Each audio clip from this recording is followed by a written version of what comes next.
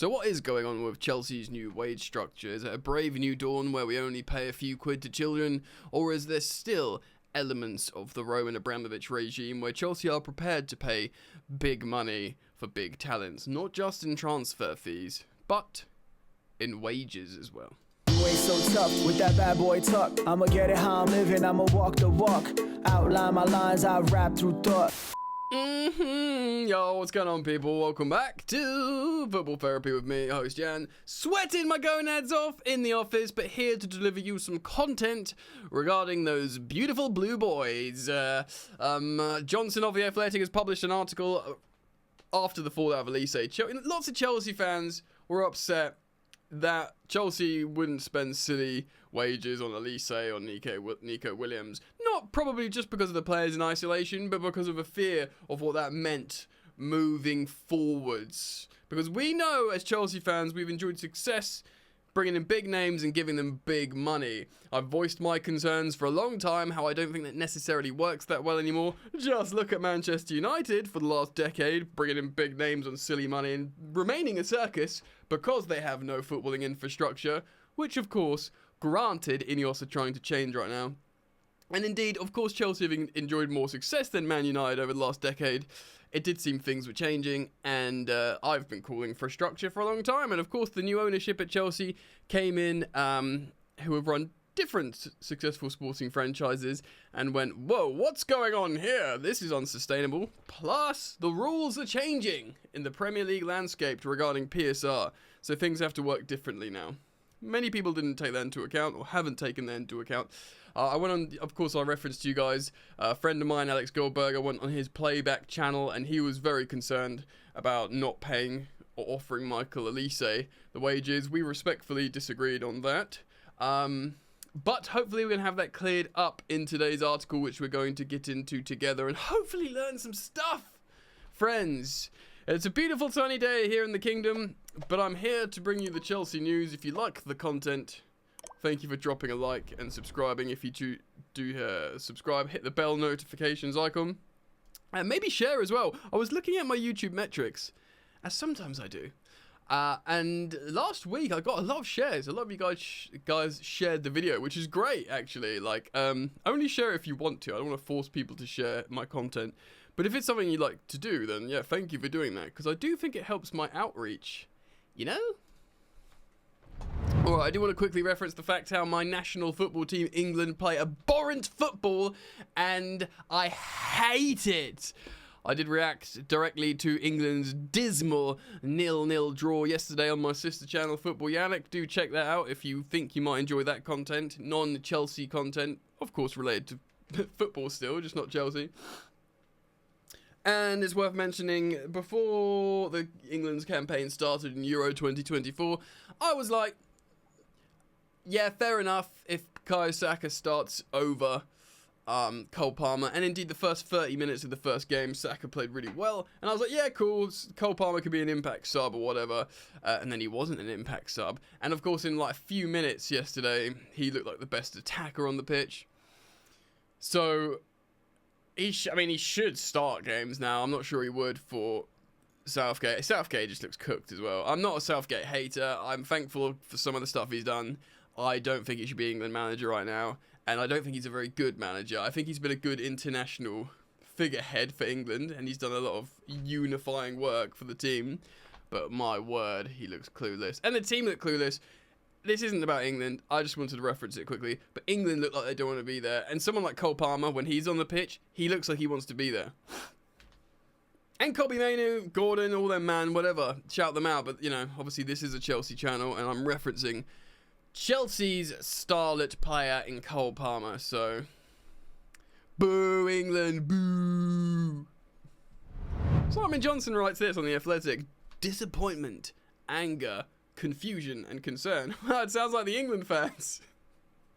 We are talking about Chelsea now. These were some of the emotions among Chelsea supporters after The Athletic broke the news, of course, that Chelsea pulled out the race to sign Michael Olise from Palace. Last week, the club felt the transfer was too expensive to pursue, and a short while later it emerged that, of course, he had chosen to join Bayern Munich instead. The move has not been completed, but it's only a matter of time. Bayern were always going to be able to offer Olise something Chelsea could not, and that's the possibility of playing in the Champions League next season. By the way, I'd just like to say as well, I said this on Goldberg's playback stream, I've said it on here briefly, I'll just reiterate again. It's Bayern Munich. It's okay. It's okay for, look, I think Chelsea's the best club in the world. I've been a Chelsea fan all my life, whatever. But if a player chooses to go to Real Madrid or like Bayern Munich or, I mean, Barcelona, such a mess, but you know, the Barcelona instead of us, okay. I would have been disappointed if he chose to go to Man United because they would have paid his wages that we wouldn't, or historically they would have. But even, I referenced before, even if we just won the Champions League like we did in 2021, if he still chose to go to Bayern Munich, I'd go, fair enough. And I'd be pleased it's out of the Premier League. So, I'm not one of these guys who I'm like, like clutching my pearls, like, how could he choose to go to, like, footballing royalty, Bayern Munich? How many Champions League have Bayern Munich won? Like, a handful, a lot. They are European royalty, and, as much as they're the old enemies, Chelsea or whatever, but whatever, get over it. You know? It is a significant motivation in itself, of course, Champions League. And they are a massive club, like I just said. But Chelsea's decision to withdraw over the overall financial package, which included wages outside of their structure, is one of the reasons so much angst among the fan base, which is what I'm talking about. No club on the planet has spent more on signings over the past 2 years, in excess of £1 billion, of course, Chelsea. A vast amount has been used on youngsters with potential rather than those like Olise who are already beginning to impress at the highest level. Indeed, within 24 hours of Olise being dropped from their wish list, it emerged that Chelsea have agreed a £19 million fee for Aston Villa academy prospect Amari Kellyman. Again, the optics Chelsea fans have gone from like he's not a Galactico Olise, but he's high profile, isn't he? He's a Premier League operator. High level. Chelsea decision making has come under scrutiny again after the Athletic revealed a move for Athletic Bilbao winger Nico Williams, who's of course starring for Spain at the Euro 2024, is now rated very unlikely because, just like Olise, the combined sum of fee and salary is just being seen as too high. It just sounds sensible, you know? It sounds sensible. Of course, also Nico Williams combining very well with a guy called Marc Cucurella behind him. People thinking, Chelsea, we own Cucurella, like you wet Ross, mate. But I think even before this Olise excursion, we knew Nico Williams was going to be too much money. His wage demands are insane. No, not news to me, mate. Chelsea have sent out quite a strong signal to the market when it comes to salary. They do not operate with a money is no object policy. So what is their strategy and can it work? Well, this is what we're here to find out, ladies and gentlemen. Let's start with some background. When the Todd Boehly Clearlake Consortium bought Chelsea 2 years ago, part of the business plan was to dramatically reduce the wage bill. Well, that plan didn't start until after the first summer, you'd have to say. The theory is that recruiting up-and-coming players on lower salaries and longer contracts means that big savings overall because you avoid having to discuss extensions and pay rises with every single individual. And, this is big as well actually, the subsequent agent's commission. Every 2 or 3 years. Yeah, exactly. An agent comes in like, a few million quid for me, please. A few million. Yeah, I get it. Makes sense.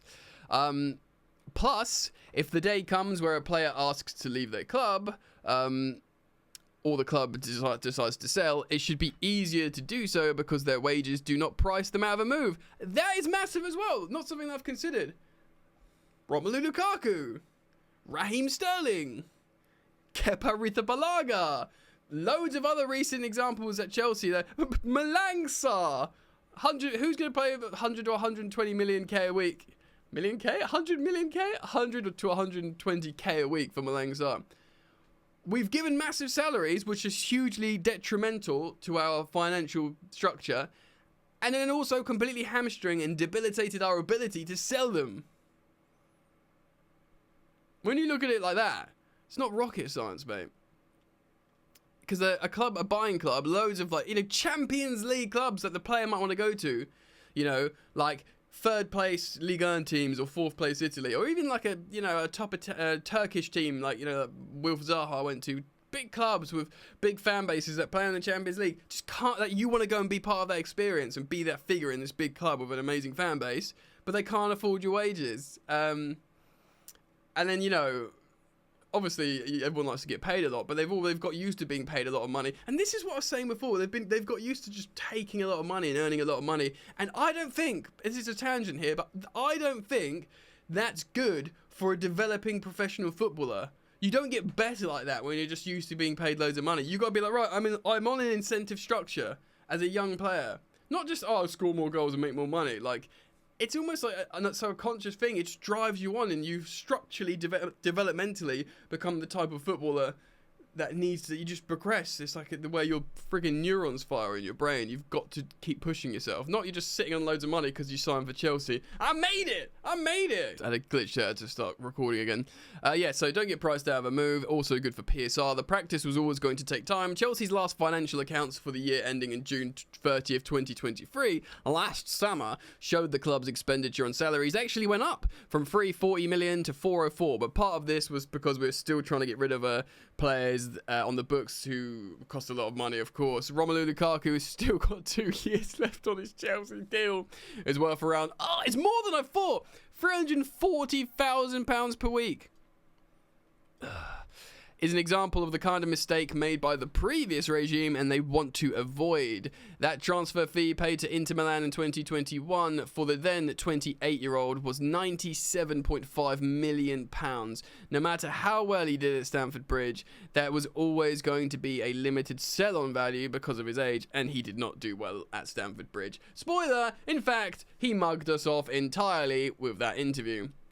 There's a very small market for Lukaku because he's got a massive salary, and that led to Chelsea only being able to loan him to Inter Milan and then Roma respectively the last 2 seasons. Chelsea are trying to offload the Belgium again this summer. He's got a £38 million release clause, yet they face the same obstacles. Massive wages! They will never admit it publicly, but the ownership made errors in their first summer transfer window as well. Like I said, due to completing the takeover late, there was a rush to make signings. The growing recruitment structure, which of course includes sporting directors Winstanley and Lawrence, plus influential co-director recruitment Joe Shields, they were not in situ. So the sporting structure had not yet come in, which of course we saw Sterling, Koulibaly and Aubameyang, all veterans, all on massive wages, and big fees for some of them as well. Sterling is the highest paid player in the current squad, over £300,000 a week, and even if they wanted to put him up for sale, his high salary would put suitors off, unless it's Saudi, of course. Chelsea regard the first window as an outlier and have learnt from what transpired back then. The business that followed all signings after Aubameyang joined on deadline day, of course, that end of that first summer, have been aged 25 and under, of course, until Tosin arrived this summer as 26-year-old, but he joined as a free agent. And we'd heard, obviously, this is me speaking now, that Chelsea are starting to bend the rules of their 25 and under rule. Maybe if you get a free transfer, you get it a bit older. The club expect the wage bill for the financial year ending June the 30th, 2024 will be significantly lower. And that's even with Sterling and Lukaku still on the books. Another aspect of assisting this is introducing incentivized contracts. This is something I'm very big on. The ability to reward or effectively punish when the team, what the team does in the season. For example, most acquisitions made after 2022 suffered a pay cut last campaign because they did not qualify for Europe. Those who renegotiated new deals during the season, like Reece James, have a percentage taken away as well. New arrivals have pay that reflects whether they are regular starters or not. So you've got to play your way into the team. Play for pay, man. Sterling is the exception, of course, because there were no clauses in his agreement. Sterling was signed before, which is good. It's all very well having a philosophy like this at the club, but you also want good results. Chelsea have not won any silverware under this ownership and will not be participating in the financially lucrative Champions League for the second successive season, which is not something we've had for a long time. It's a factor why Maresca is their third appointment in terms of permanent head coach in 18 months, which is wild. But could their attitude to the market be contributing to what's holding them back? So this is the question. Concerned Chelsea fans have been like, you know, a bunch of children and low wages, no wonder we're not doing well. At 23.7, Chelsea's squad had the youngest age in the Premier League last season, the youngest average, of course, according to Transfermarkt. Their reward for a strategy that is waiting for the potential to come good, you know, just waiting for it to sort of ripen, I suppose. 6th place, fans will argue, the two are connected with Chelsea, what they get what they paid for. Maybe, but we weren't that far off 4th, and that team was capable, had they clicked earlier, of getting top 4, I'd say. Olise and Williams are 22 and 21 respectively. They would fit into Chelsea's model in terms of age and style profile, so why were they not pursued more aggressively? Well, because while youth and talent are on their side, their salary expectations are seen as far beyond what they have actually achieved in the game so far. So it's not ability, it's what you've achieved. And again, is your ability going to translate into the Chelsea team? Yes, of course, you've done it in the Prem with Olise, but it's still, you know, Lukaku did really well in the Premier League in a spell at United and in Everton and stuff and Brom or whatever. Just because you're playing well at a certain place, time, environment, system, setup, chemistry with your teammates doesn't mean you're going to plug and play and just do really well in your team. Do you know what I mean? So it's almost like pay you a basic, and if you do perform like that here, then your wage goes up, essentially. And that's what the structure is there for. So this goes on and talks about this. Cole Palmer is, for example, he would be earning multiple. If Olise joined Chelsea, he would have been earning multiple of what current Chelsea player of the year Cole Palmer is on, and has instantly been elevated to the highest paid player at the club. This is Olise. Williams is estimated on about £200,000 a week, or euros a week, sorry, at Bilbao, and again is the kind of sum Chelsea do not have, and he might be looking for a pay rise from Athletic Bilbao. That's a crazy money. Again, for someone who scores a few goals, and Nico Williams, and isn't necessarily just gonna, you know, go to PSG, get the bag. It just seems crazy now. In saying that, this is interesting, right? Because this is your headline almost. In saying that, there's no strict wage policy in place. Cases will be judged on an individual basis. It's not as if Chelsea have ruled out the possibility of ever offering a player the kind of salary Bayern did to Olise ever again. But the numbers achieved would have to justify it more than what Olise or Williams have managed in their careers. Yeah, so playing for Crystal Palace, playing for Athletic Bilbao, yes, I know he's starting for Spain, but scoring a few goals there doesn't mean Chelsea are just going to give you silly money. Do you know what I mean? Maybe if we found an Eden Hazard again who carried Lille to the Ligue 1 title and we thought he was perfect for our team, we might go, okay, have some money, you know. But just Olise rocking up to Chelsea, to Cobham, and being on 4 times the wages Cole Palmer's on isn't going to help things, especially when it's not a guarantee that he's going to be half as good as Cole Palmer, let alone 4 times as good as Cole Palmer. Having this strict, and look, people might react to that going, yeah, well, we should be paying Cole Palmer more. Yes, and we probably will, but don't be angry that we're getting way more value out of a player than the wages we're paying him. That's getting bang for your buck, and Cole Palmer will be compensated eventually. Don't worry about him. He's gonna be alright. He's having a lovely time. Like, people want to be overpaying for players. It's fucking, shouldn't have swear. Sorry. It's wild. Having strict criteria in place means they will inevitably lose Paul. There you go. So that's true, and that's what Goldberg was saying to me. He was concerned that if we have strict criteria, that we will lose. Why would you want to come to Chelsea when you can get money somewhere else? But Simon Johnson here on The Athletic is suggesting this is not the case. Yeah, very, very interesting. This article goes on. Do consider going to read it. It's very interesting. It also speaks about, you know, Chelsea securing the acquisitions of Kendry Pies and Esteval Willian, which would represent excellent purchases. It's all theory and up in the air until we see good football on the pitch and a plan coming together. You know, I'm very interested. I'm very interested to see the developments of this side, but yeah, the proof will always be in the pudding, guys, as they say. And I want to see a delicious pudding of football and lots of goals and trophies. ideally. So yeah, I wanted to react to that story. I also want your thoughts as always. Thank you for joining me. Thank you for leaving a like and comment, and if you do want to share, that's nice. You're all welcome to subscribe. Hit the bell if you do. Keep it locked, because I will be keeping you posted with all developing stories, and at the moment there's a lot with Chelsea. So I'll see you back here very soon, hopefully. Peace.